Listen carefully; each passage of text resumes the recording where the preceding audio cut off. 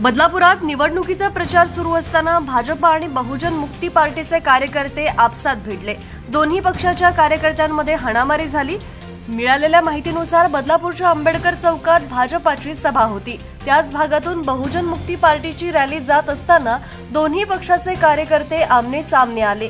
डीजेच्या आवाजावरून बाचाबाची झाली, त्याचं पर्यावसन हाणामारीत झालं। त्यानंतर बहुजन मुक्तीच्या कार्यकर्त्यांनी ठिय्या आंदोलन केलं। हाणामारीच्या या घटनेनं बदलापुरात निवडणूक प्रचाराला गालबोट लागलाय।